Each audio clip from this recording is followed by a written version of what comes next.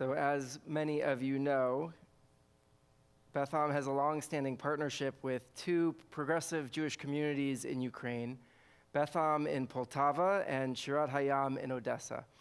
Our Poltava committee volunteers, led tirelessly by Sherry Half.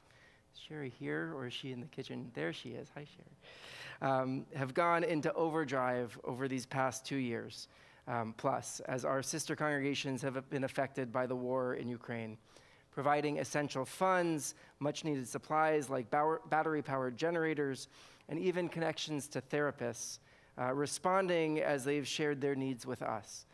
Our connections to our sister congregations have put a personal face on this terrible war. As the Poltava Committee hosts another dinner tonight to help raise funds for the Poltava and Odessa congregations, we're privileged to welcome tonight Dr. Michael McFaul to Congregation Beth Am to share some of his insights from his deep expertise in this region. Michael McFaul is the director at the Freeman Spogli Institute for International Studies, the Ken Olivier and Angela Nomolini Professor of International Studies in the Department of Political Science, and the Peter and Helen Bing Senior Fellow at the Hoover Institution. He joined the Stanford faculty in 1995. Also, Dr. McFaul is also an international affairs analyst for NBC News and a columnist for the Washington Post. He served for a number of years in the Obama administration, first as special assistant to the president and senior director for Russian and Eurasian affairs at the National Security Council at the White House from 2009 to 2012, and then as U.S. ambassador to the Russian Federation from 2012 to 2014. He's authored a number of books, most recently the New York Times bestseller From Cold War to Hot Peace, An American Ambassador in Putin's Russia, which focused on his time as ambassador to Russia, exploring some of the complexities of the U.S.-Russia relations during that time. He's currently writing a book, I understand, called Autocrats versus Democrats, Lessons from the Cold War for Competing with China and Russia Today.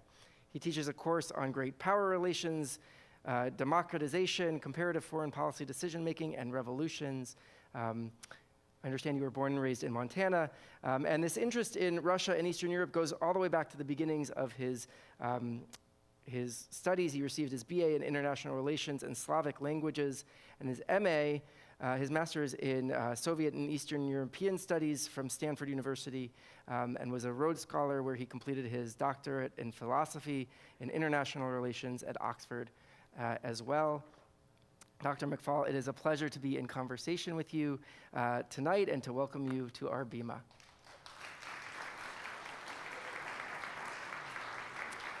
Come on up.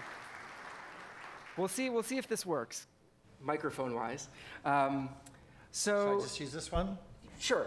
I could probably speak without a microphone because I'm a teacher, but thank you, Rabbi, for having me here. It's a real honor.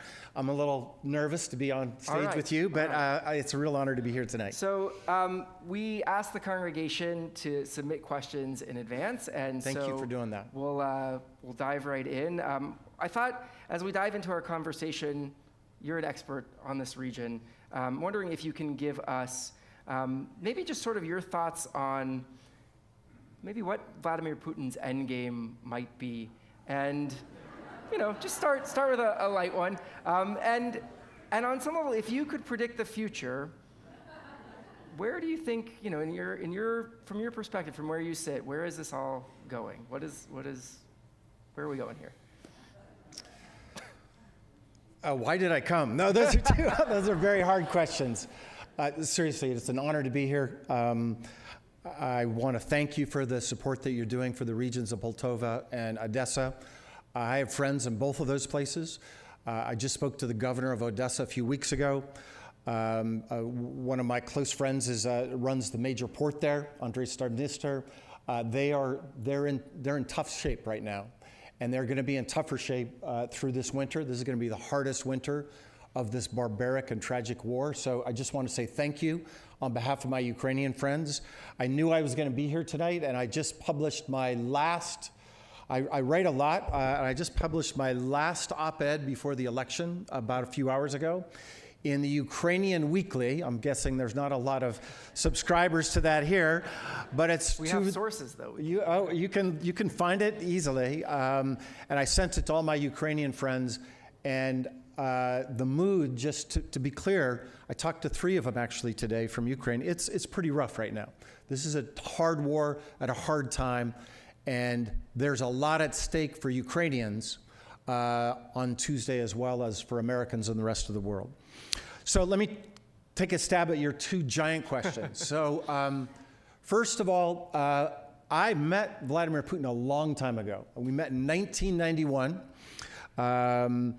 in St. Petersburg. I then followed his career. I wrote a lot about him, and then I was in the government for 5 years, and I was in many meetings with Mr. Putin, with President Obama, Vice President Biden, and then when I left in 2014, he promptly banned me from the country that year, and then in 2018, he tried to arrest me. And Mr. Trump, President Trump at the time, said, arrest too strong a word. He wanted to interrogate me because they had charges against me. And President Trump at the time, this was a meeting in Helsinki, if you remember it, in 2018, that he had with Vladimir Putin, he said, that's a really great idea. Thankfully, we have a constitution that protects me. But we're not Facebook friends, Mr. Putin and I, but I've known him for a long time. And I've heard him speak about Ukraine very directly. And your question is a very important one, especially given the debate here in this country. And I was just in Europe a few weeks ago, the same debate there about a negotiated settlement. And I want to tell you, from my reading of Putin back then, hearing him speak about Ukraine and watching him and knowing a lot of people around him, Putin thinks of his destiny like Peter the Great and Catherine the Great. And he wants to be remembered in Russian history books 100 years from now. He's not worried about 6 months from now. He's worried about 100 years from now as one of the great restorationists of the Russian Empire. Ukraine, in Putin's mind, is not a sovereign country. Ukrainians, in Putin's mind, are not a sovereign nation. They're just Russian with accents. That's what he thinks. And so his end game, I think, is probably much more ambitious than a lot of other people believe. Most certainly, he's not going to stop fighting in Ukraine until his army can no longer march forward. And I say that tragically because lots of friends of my family friends, of friends of mine in Ukraine have died because of this barbaric war. People I know inside Russia have died in part because of this barbaric war. Alexei Navalny was a friend of mine. His daughter went to school here at Stanford. And yet, I have to tell you honestly that no phone call from Brussels or Washington, no peace negotiation will stop him unless he no longer has the means to move on the battlefield. And that therefore means tragically, we, those that believe in freedom, those that believe in sovereignty, those that believe that annexation is wrong, those that believe that terrorism is wrong, those that believe that it is wrong to kidnap children and bring them to Russia, if you're part of that world, we have to arm the Ukrainians to give them the means to stop these invaders, and we have to do better on sanctions to deny the money and technology to him. But then that gets to your second question, which I do not have a crystal ball. Let me just say, I'm a political scientist. Many people ask me, do you know Rachel Gibson and Jeremy Weinstein? Yes, I know Rachel Gibson and Jeremy Weinstein. So that makes me a bit of a, I'm welcome here. Absolutely. And we call it yichus in Yiddish. It's yes, your connection. I've heard that word before, yes. It's how you got in the front door. Okay, I appreciate that.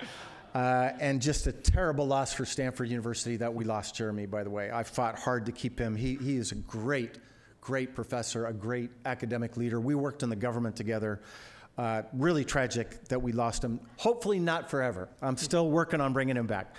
But I want to tell you, we political scientists, I study revolutions, I study war.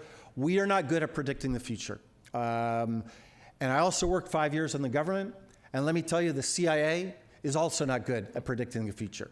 So with that humility as a Sure. a preambular statement, I think this war will end like most wars end. Either one side wins definitively and then dictates the outcome to the other, or a stalemate on the battlefield. And for Ukrainians, including many of them I just spoke to today, they, of course, want to push the invaders out of their country, and they want to liberate their territory back to the 1991 borders. And let me just add one thing to that when I say that word. Sometimes in the debates in America, probably not here, this is a sophisticated crowd, but where I have to deal with these debates in the political arena, people think of this territory as just land. It's not. It's people. And when I saw President Zelensky last year, when he thinks of the occupied territory, he's thinking of the occupied people there too, folks. And this notion that we're just going to give away land for peace, that means giving away Ukrainians. Lots of Ukrainians. So they want to push them out first, right? And I still hope and pray that that could happen.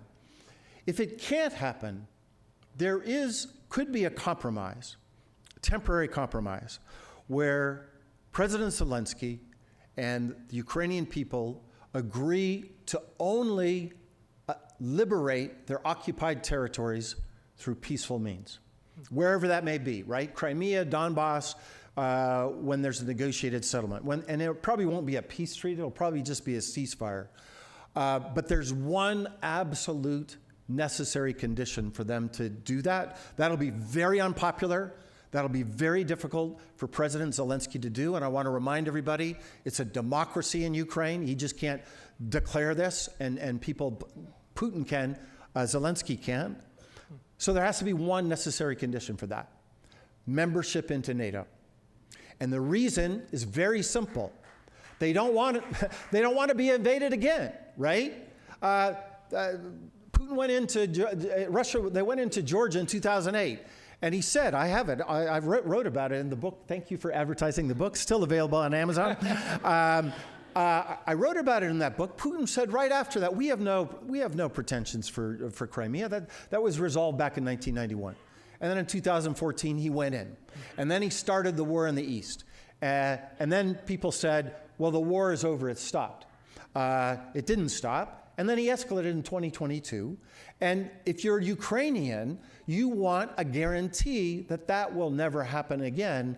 And I agree with President Zelensky and others that that guarantee is NATO membership. There are some that argue that NATO expansion started this. No, that's not true. It's democratic expansion that started this. And think about it.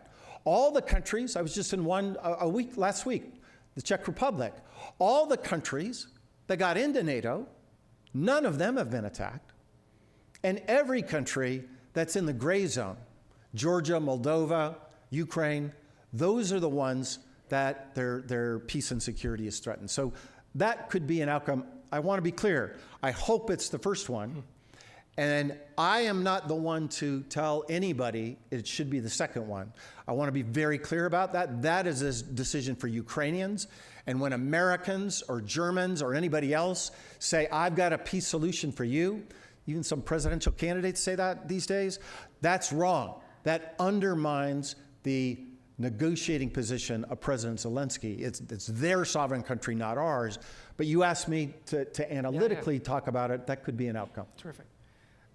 So I think you answered actually a lot of folks' questions in there. But one thing I'm curious if you could touch on, there's been a lot of news in the last couple of weeks about North Korea sending troops to support Russian efforts. I read in the New York Times it's something like 11,000 troops, 10,000 troops. Not only how does this change the dynamic on the ground, but how does it impact the way the United States approaches the war, the policy, the negotiations happening there? Well, the first thing I would say to those that sometimes argue that Russia's winning this war and Putin's a genius and he's brilliant and this is a mastermind, I would just like to remind you that the fact that he had to ask for these troops, by the way, folks, from North Korea, think about that for a minute, one of the most impoverished countries on the planet, That's a sign of weakness and desperation, not a sign of strength. And moreover, it is hard on the battlefield. I just got a video actually from the trenches 2 hours ago from one of my friends. I'm not going to try to show it, but to remind me, as my Ukrainian colleagues do, this is a soldier, that they're still in the fight, but it's tough. But when you back away from it for a little bit, I think it's important to remember that Putin so far has not achieved any of his major objectives, right? He said Ukrainians are Russians with accents and they'll just be part of Russia in a matter of days. That didn't happen. The Ukrainian identity and nation is stronger today than ever before. And by the way, it's a multi-ethnic identity, and that is stronger today than ever before. That was not always strong. It is in a remarkable way. Number two, he said, we'll just take these 4 territories that he's annexed. He hasn't been able to do that. Number three, he said he would, he used the word denazification. That's his word, not mine.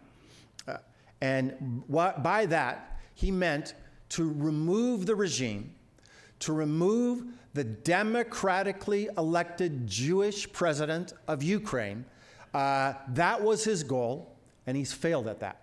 President Zelensky is still running that country. And finally, he said this was to stop NATO expansion, and we just picked up 2 incredibly powerful nations, Sweden and Finland. So he's failed in a lot of those objectives. And then, for the first time since World War II, the first time since Hitler invaded the Soviet Union, he failed to protect the people of Russia. Ukrainian soldiers are in Kursk Oblast today. And so I want to paint that bigger picture first, because it sometimes gets lost in our newspapers. This is a sign of desperation, but we are worried. The Biden administration is worried about the internationalization. There's this little event happening on Tuesday, so they're a little distracted by that first. But once they get through that, I'm not going to be partisan. You can read my Twitter feed and see who I support. But this does change things in a couple of ways.